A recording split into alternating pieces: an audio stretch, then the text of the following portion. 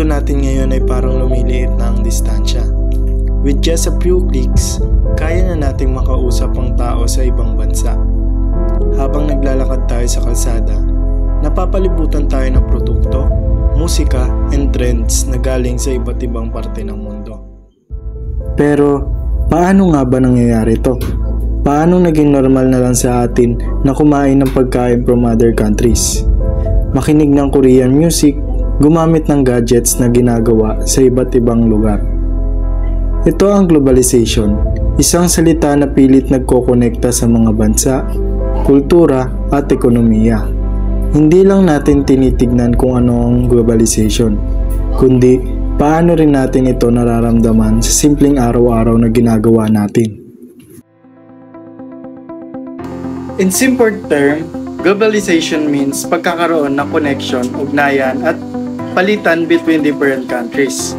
Ibig sabihin, mas madali na at mas mabilis na ngayon para sa mga bansa na mag-trade ng products, mag-share ng ideas, mag-travel at mag-communicate dahil sa modern technologies, internet at improvements in transportation. Dahil dito, kahit na magkalayo ang mga bansa, parang lumiliit na at mas mabilis ang palitan ng information, goods, at culture. According to International Monetary Fund 2009, globalization described the growing independence of the world's economies, cultures, and population, brought about by cross-border trade in goods and service, technologies, and flows of investments, people, and informations. Countries have built economic partnerships to facilitate these movements. Over many centuries, the term gained popularity about the Cold War in the early 1990s. At these cooperative arrangements shape modern everyday life. Now, let's look at some everyday example. Minsan, hindi natin napapansin, pero globalization already a big part of our daily lives. Sa pagkain na kinakain natin, music na pinakikinggan natin, gadgets na gamit natin, at even the brands we see around us, lahat ay may halong influence from different parts of the world. Kahit nasa Pilipinas tayo, we experience things that originally came from other countries. And at the same time, may mga Philippines product and culture din na umabot sa ibang bahagi ng mundo. Una, Jollibee in America. Alam naman natin na ang Jollibee is a very Filipino brand, from the taste of the chicken joy to the sweetness ng spaghetti. Pero ngayon, ang dami na nilang branches sa US, Canada, Middle East at iba pa. This shows how Filipino businesses can expand globally. Ibig sabihin, kahit na nasa ibang bansa na ang mga tao, they can still experience a piece of Filipino culture. At sa kabilang banda, mas nakikilala rin ang Pilipinas dahil dito. This is a clear example of globalization in business and culture. Lumalabas ang local brand at nagiging international.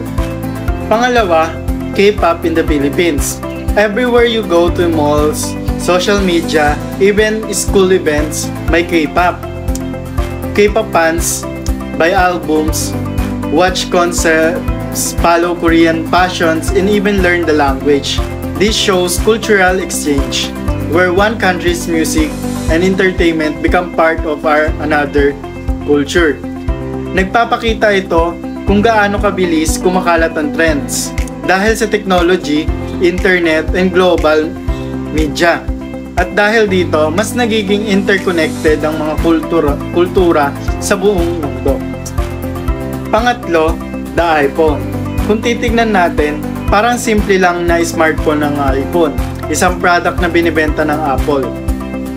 Pero kung aalamin natin kung paano siya ginagawa, makikita natin na globalized talaga ito. Hindi siya gawa sa isang bansa lang. Actually, bawat parte ng iPhone ay galing sa iba't ibang bansa. The design and software come from the United States, kung saan headquarter ang iPhone. The screen may components from Japan and South Korea dahil sila ang may mga advanced display technologies. The chip and the internal parts come from countries like Taiwan, Germany, and the Netherlands. The assembly happens mostly in China, where the factories and workers are trained of a large-scale productions. So, imagine, isang phone lang pero collaboration ng more than 10 countries ang kailangan para mabuo ito. This shows economic globalization kung saan countries rely on each other to produce high quality and affordable products. And dahil dito, mas mabilis na nakakapagpalabas ng bagong technology ang mga companies.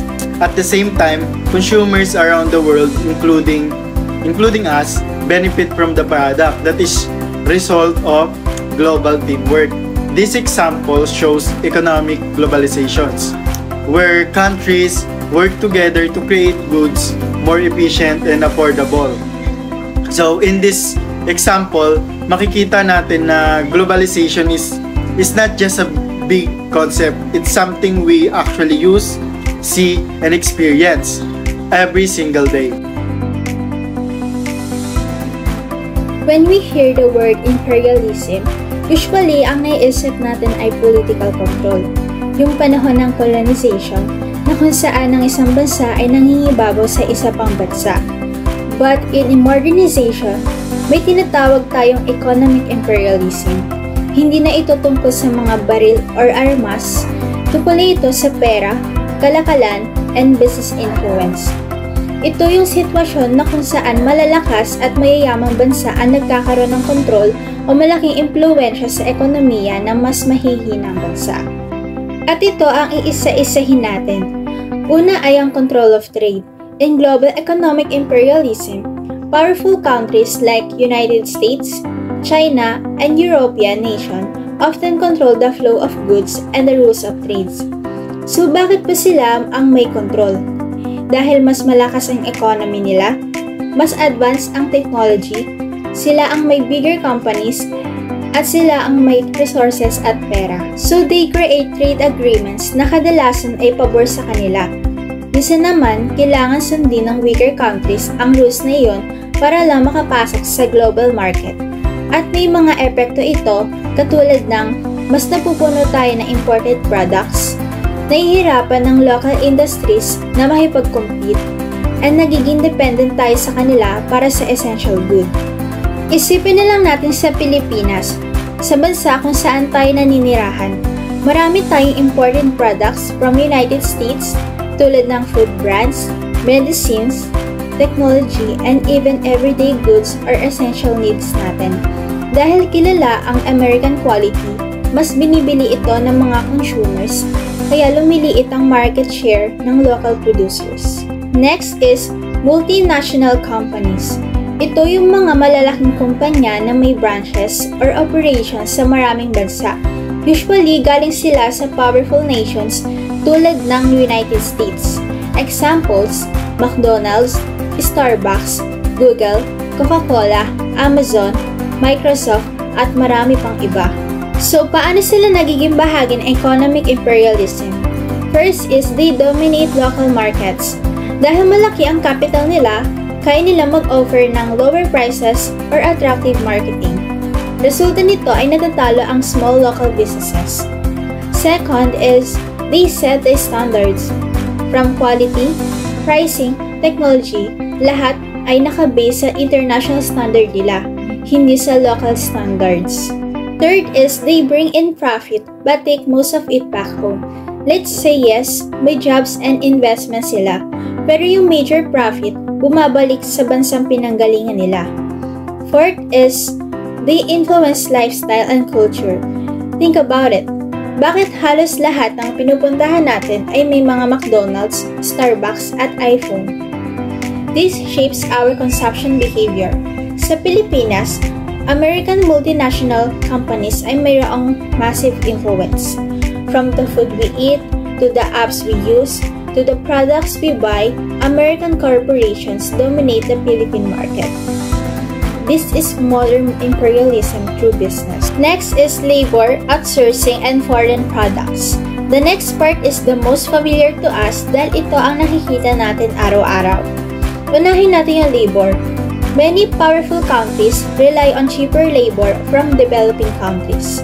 Here in the Philippines, maraming American companies ang nag-hire ng Filipino workers dahil mas mura ang labor costs, mataas ang English proficiency, and lastly, skilled and educated ang workforce. Let's say yes, this creates jobs, pero may downside ito. Mas malaki pa rin ang kinikita ng foreign companies. Workers receive only a fraction of the total value, and if the foreign company leaves, thousands lose jobs. So nagkakaroon tayo ng economic dependency. Tumungo naman tayo sa outsourcing.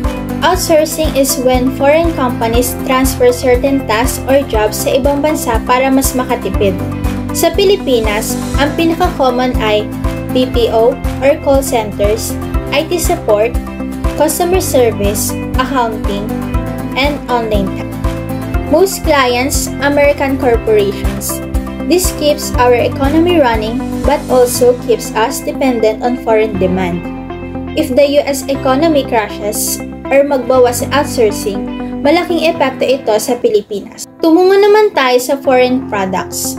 Kapag mas sikat, mas mura, or mas trusted ang foreign products, the people naturally choose them.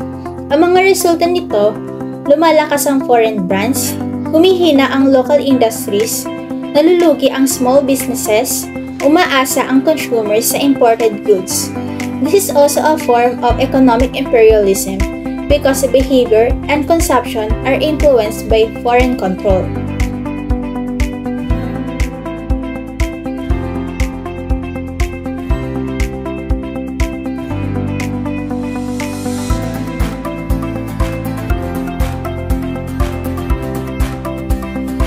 At dahil dito, kahit independent country tayo, may economic dependence tayo sa powerful nations, especially the United States. This is modern imperialism, not through colonization, but through economics. The concept of Westernization and Americanization is nagre-refer sa process ng cultural, political, economic, and social adoption of Western, specifically in America. Ito yung mga values na napapractice ng mga non-Western societies, and since ito ay malawak hanggang ngayon, ongoing pa rin yung historical process and patuloy pa rin tayo nakaka-adapt ng influence ng Western and America. Ang influence ng Western is merong big impact sa mga Pilipino dahil bumubuo ito ng unique blend ng East and West. Ito rin ang pangmatagalang pamana ng 4 centuries of colonization, una noong sa Spain, sumunod naman ang sa United States. The Western and American influence sa ating mamamayang Pilipino ay napakalalim na nagko-connect ito sa halos 4 centuries of colonization by Spain, Western influence, and the United States, American influence, at nagpapatuloy ito ngayon through globalization. This history has created a unique Filipino, often described as a mix East and West. And here are the examples ng mga nai-impluwensya sa atin ng Western and America. The first is Western, which is yung religion. The most significant influence is the dominance of Roman Catholicism. The Philippines is one of the most Catholic countries globally with religion woven into a daily life, politics, and tradition. For example, like mga fiestas, Christmas, and Holy Weeks. So, the next one is the language. Since tayo ay nasakop ng mga Espanyol, maraming salitang Espanyol na halos kapareho ng mga Filipino words and other local languages. Since matagal sila nagstay sa Pilipinas, na-adapt na ng mga Pilipino ang kanilang lengguwahe. And iilan sa kanilang mga lengguwahe is kapareho ng mga Filipino words like sapatos, mesa, and sukli. Now, let's tackle to the American influence. The American influence introduced a modern institution, democratic governance, and popular culture which largely drives the contemporary Filipino lifestyle. The first one is the language and education. Karamihan sa mga public school and private system ay gumagamit ng English as their medium instruction. This has made the Philippines one of the most English proficient nations in Asia, as leading to the common usage of Taglish. The next one is popular culture and lifestyle. So, example na lang here is yung mga American movies na minsan ginagawa natin ng adaptation. And also, music and television leading to the widespread adoption of American fashion, entertainment trends, and celebrity culture. So, when we say phenomenon, ang ibig sabihin nun is something big, noticeable, at may kita mo talagang may impact niya. So, and globalization perfectly fits that idea. Bakit? Bakit ba? Because globalization is something happening across the world. Sa economy, culture, technology, and even the way people communicate, even every day. Imagine this, dati, communication took days or even a weeks. Sulat ka, hintay ka ng matagal bago may reply. Pero ngayon, isang message lang sa phone, you can talk to someone from another continent in seconds. That kind of huge change in reason why globalization is considered a major phenomenon. Kasi ramdam mo yung shift sa everyday life ng mga tao. Second, globalization connects country in a ways na impossible dati. Hindi lang siya about trading goods, it's about sharing ideas, culture, and innovation. Halimbawa, yung mga damit na sinusuot natin, pagkain na kinakain, movies na pinapanood, even yung trends na we follow online, lahat yan may halong influence from different countries. Meaning, kahit hindi mo napapansin, part ka na ng globalization. It works like a chain reaction. Something that happened in one country, pwedeng maka-apekto sa ibang bansa. A good example is technology. Kapag may new app or device sa USA or Korea, after a while, ginagamit na rin natin ito. Same with businesses. International companies expand everywhere. So, nagiging connected ang market sa bawat bansa. So, third is, globalization is phenomenon because constantly change how the world works. Hindi siya one-time event, it's an ongoing process every day. May bagong technology, like bagong business collaboration, bagong cultural exchange, at dahil doon, country are pushed to interact and depends on each other. Like, for example, kahit isang bansa ang gumagawa ng product, different parts of that product, some country, galing sa ibang country. So, nagiging interconnected ang lahat, from product to distribution and consumption. And dahil nababago yung mundo araw-araw, globalization continues to shape how we live. Kaya, siya considered a phenomenon. Hindi ordinary, hindi small scale, kundi something global, massive, and impactful. We will talk about why is globalization obscure. Globalization is often seen as malabo o mahirap intindihin at ipaliwanag dahil karamihan sa mga tao ay hindi sumasang-ayon sa tunay na kahulugan nito. O marahil din ay hindi nila masyadong maintindihan ang ibig sabihin. Sakop nito ang mga malalalim o komplikadong bagay, proseso at opinyon patungkol sa nagiging epekto nito. Now, here are the main reasons bakit nga ba obscure ang globalization. Number 1. No single clear definition. Different scholars and writers define globalization in different ways. Sa ilan, ito ay tungkol sa opening of markets and increasing trade. Sa iba naman, ito ay tungkol sa pagdami at paglaganap ng mga teknolohiya, ideya at kultura. At dahil ang salitang globalization ay ginagamit sa iba't ibang paraan at paniniwala, mas naging magulo o malabo ang kahulugan nito. Pangalawa, it affects many parts of life. Globalization is not just economic, kabilang din dito ang politika, kultura, ating kapaligiran at teknolohiya. Dahil maraming sangay ang kabilang sa globalisasyon, mahirap talaga siya ipaliwanag gamit ang isang ideya lamang. Pangatlo, people experience it differently. Some people see globalization as positive. Halimbawa na lamang na nagdudulot daw ito ng pagtaas ng ekonomiya ng bansa, nagbibigay ng bagong oportunidad sa trabaho man o sa kahit na anong aspeto at pagkakaroon ng mas maayos na pamumuhay. Others see it as negative naman, like causing environmental damage o pagkasira ng kalikasan, exploitation, and loss of national control. At dahil sobrang dami at lawak ng mga dahilan at pangyayaring ganito, mas dumami at gumulo ang mga opinyon patungkol sa globalisasyon. Number 4. It gets mixed up with other terms. Madalas malito, maguluhan, o mairelate ang globalisasyon sa mga ideya katulad ng globalism, a political belief in global cooperation, or universalism, shared human values.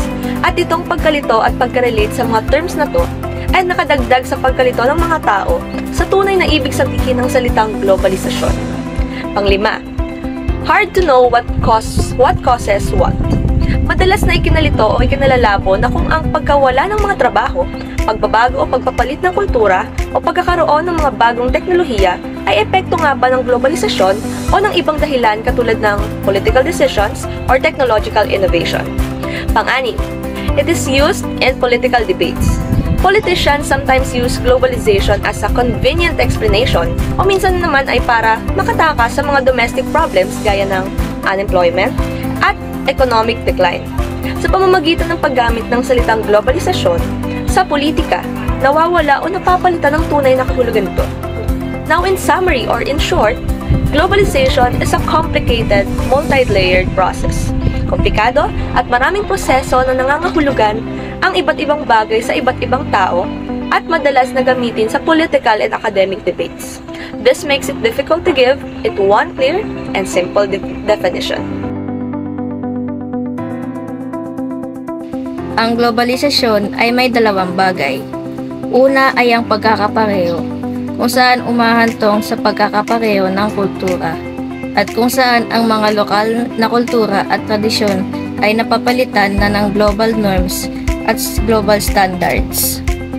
Ang mga global cities tulad ng New York, London at Tokyo ay may mga katulad na katangian tulad ng skyscrapers, business districts at cosmopolitan culture. Halimbawa na lang nito yung identical Starbucks coffee shop sa Manhattan, London at Tokyo, kung saan sinisimbolize niya yung globalization ng western style ng coffee culture. So basically, pinapakita nito yung pagkalat ng US-based coffee which is yung Starbucks across international. Ni-influence nito ang local cultures at nagke-create siya ng sense ng pagkakapareho sa mga global cities. So pagdating naman sa global supply chains, ang mga multinational corporations ay nagpapatakbo ng mga global supply chains kung saan nag-standardize ang mga proseso at distribution. Example na lang nito yung iPhone, dinisign sa California. At ang iPhone naman ay ginawa sa China. At ngayon naman ay binenta na sa buong mundo. So based sa example ko, ang kompleksidad ng mga global supply chain, kung saan pinapakita nito kung paano dinisign, kung paano ginawa ang isang product, at kung paano naman binenta na sa iba't ibang bahagi ng mundo. At ang panghuli sa globalisasyon ng pagkakapareho ay ang tinatawag na international institution tulad ng United Nations, International Monetary Fund or IMF, at World Trade Organization o WTO ay nagpapatakbo ng global na patakaran at regulasyon. Halimbawa na lang nito, ang mga kasunduan ng mga WTO sa mga taripa at kalakalan. Ito ay isang halimbawa ng pag-impluwensya ng mga global na institusyon dahil ang mga bansa ay nagtutulungan upang magtakda ng mga patakaran at regulation para sa mga gawain ng kalakalan. Globalization as interconnectedness. Ang globalisasyon ay hindi lamang sa pagkakapareho ng kultura at ekonomiya, kundi tungkol rin ito sa pagkakakonekta ng mga tao, organisasyon at komunidad sa buong mundo. Ang global social movements katulad ng #MeToo at #Black Lives Matter at environmental activism ay nagkonekta ng mga tao at organisasyon sa buong mundo. So, example nito yung global response sa climate change. Kasama ang mga bansa at organisasyon, nagtulong-tulong yung mga tao at organisasyon upang mabawasan ang carbon emissions at para i-promote ang sustainability. Ito ay nagpapakita ng pagkakakonekta sa mga tao at organisasyon sa buong mundo upang magtulungan at para mabigyan ng solusyon yung mga issue sa mundo. Naman sa transnational networks, ang mga eksperto, profesional at aktivista ay nagbabahagi ng kaalaman at best practices upang matugon ang mga global challenges. Nito, ang International Red Cross at Red Crescent Movement ay nagpo-provide ng humanitarian aid at nagpo-promote ng humanitarian law worldwide. Ang International Red Cross at Red Crescent Movement ay isang halimbawa ng transnational networks na nagtutulungan upang magbigay ng solusyon sa mga global challenges at nagtataguyod ng pagkakakonekta, pagbabahagi ng kaalaman at kolektibong aksyon. Panghuli ay ang tinatawag na global communities. So yung global communities like online communities at social media platforms na nag-connect sa mga tao sa buong mundo.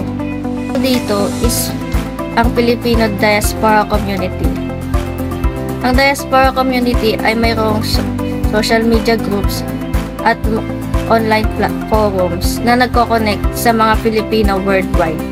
At dito sa forum na ito, pinopromote nila yung tawag na cultural heritage.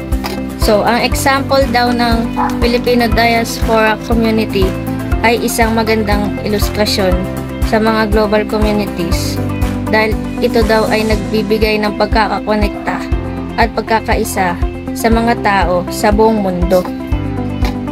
So, lastly, ang balanse sa pagitan ng pagkakapareho at pagkakakonekta ay mahalaga upang makamit natin ang mas magandang mundo.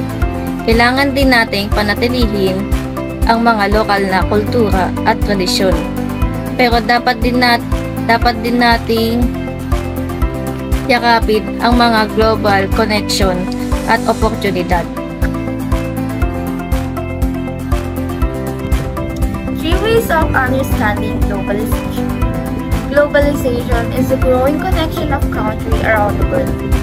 Pero para mas maintindihan natin, may tatlong paraan kung paano ito tinitingnan: economic, political, and cultural. Globalization as an economic process. Una, ang globalization ay nakikita bilang economic process. Dito pumapasok ang mabilis at malawak na paggalaw ng pera, negosyo, at product sa buong mundo. Halimbawa, dati mahirap mag-import o mag-export ng good, pero ngayon mas mabilis dahil sa advanced technology at mas bukas na international trade. Kaya makakabili tayo ng product from different countries like iPhone from the US, clothes from China, chocolates from Europe, kahit nandito lang tayo sa Pilipinas. Maaari ring multinational companies ang nag-set up ng branches sa iba't ibang bansa. Isipin mo sina Ronald, Nike, Samsung, and even BPO companies. Dahil global sila, they create jobs for Filipino, nagdagdag ng income sa economy at nag-introduce ng bagong technologies. Pero may downside din. Mas matindi ang competition para sa local businesses. Minsan, mas pinipili ng tao ang foreign brand kaysa sa sarili natin. Kaya sinasabi ng mga economic globalization ay mas benefit pero mas challenges ito. Nagkakaroon din ng outsourcing. Halimbawa, customer service ng isang US company pero workers ay nasa Pilipinas. Mas interconnected ang markets kapag bumagsak ang ekonomiya sa isang bansa. Naapektuhan din ang iba. The main idea is, ang globalization dito ay parang isang malaking world marketplace kung saan lahat ng bansa ay pagkakaugnay sa negosyo at ekonomiya. Globalization as a political process. Pangalawa, ang globalization ay political process. Ibig sabihin, hindi na lang sariling bansa ang nakikinabang mga governments. Kailangan na rin nila ng makipag-coordinate sa ibang countries at international organization. May mga group tulad ng United Nations, ASEAN, European Union, and World Trade Organization. Sa mga samahang ito, nag-uusap ang mga leaders tungkol sa global issue like peace and security, human rights, environment protection, trade use, and disaster response. Halimbawa, kapag may problema sa terrorism, climate change, or pandemic, hindi ito kaya solusyonan ng isang bansa lang. Kailangan ng international cooperation. Dahil dito, nagiging interconnected ang politics. Ang decision ng isang bansa minsan may epekto sa iba. Kaya mas nagiging careful at open sila sa global policies. Dahil sa internet at social media, mabilis kumakalat ang trend K-pop, anime, Hollywood, TikTok dance, and even K-dramas. May tinatawag na cultural diffusion kung saan ang kultura ng isang bansa ay natutunan at na-adapt ng iba. May cultural hybridation, halimbawa, Pinoy street food with Korean twist, OPM na may Western style, etc. Kasama rin dito ang mga adapt ng lifestyle pattern tulad ng fashion, food choice, at entertainment. Main idea is, parang nagiging culture sharing world tayo. Iba't ibang kultura, pinag-mix at mabilis na naipapasok sa iba't ibang bansa. 3 is globalization as a cultural process. Pangatlo, ang globalization ay cultural process. Ito ay paghalo-halo at mabilis na pagkalat ng kultura sa buong mundo. Ngayon kahit nasa Pilipinas tayo, exposed tayo sa ibang kultura. Korean, American, Japanese, European, at marami pa iba. Sikat ang K-pop, K-drama, anime, Hollywood movies, Western fashion, at international beauty. At hindi lang tayo ang nakakatanggap, nagiging global na rin ang Filipino culture. Dahil sa OFWs, Filipino food like adobo at lumpia, Pinoy singers, at even online content creator. Nakikita ang Pilipinas sa iba't ibang bansa. Maganda ito dahil nagiging mas open-minded ang mga tao, mas na-appreciate natin ang diversity, at mas natututo tayo na iba't ibang ways of life. Pero may risk din. Minsan, nawawala ang ating traditional practices dahil natatabunan ng foreign influences. Kaya mahalaga na kahit global na tayo, hindi natin kakalimutan yung sarili natin kultura. Napakinggan natin na ang globalization ay isang malawak, komplikado, pero napakahalagang proseso na humuhubog sa mundo natin. Ngayon, mula sa economic relationship between countries hanggang sa cultural exchanges na nakikita natin araw-araw, globalization has become a force that connects almost every aspect of our lives.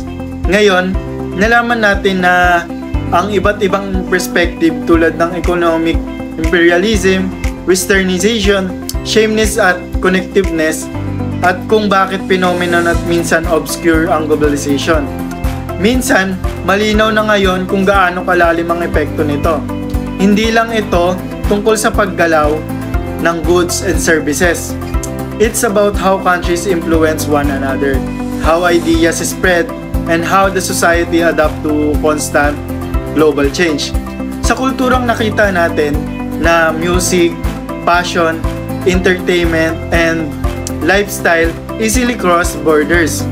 Isang click lang at may access na tayo sa trends from Korea, Japan, at iba't iba pang bansa. This shows how globalization shape our identity and preferences at minsan consciously, kadalasan hindi natin napapansin. Sa ekonomiya, ngayon, globalization creates opportunities like foreign investment, job, and international trade. Pero, dala rin nito ang challenges tulad ng inequality and dependence on the powerful nations. Ito yung part na kung bakit may criticism ang globalization at kung bakit kailangan pag-isipan ang long-term impact nito sa local communities. Sa technology, lalo na napabilis ang global interaction, the internet, social media, and modern transportation allow people to communicate, work, and share information almost instantly. Dahil dito, parang lumiliit ang mundo.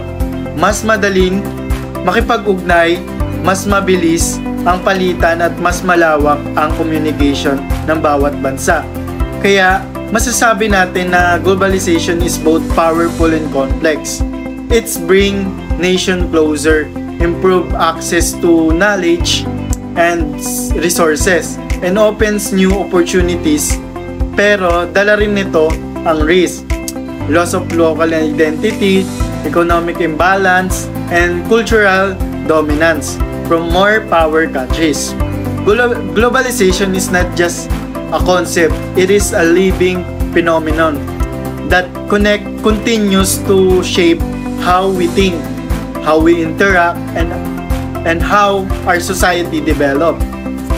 And as the world become more connected, mas nagiging mahalaga na maintindihan natin kung paano ito gumagana at kung paano tayo naapektuhan nito.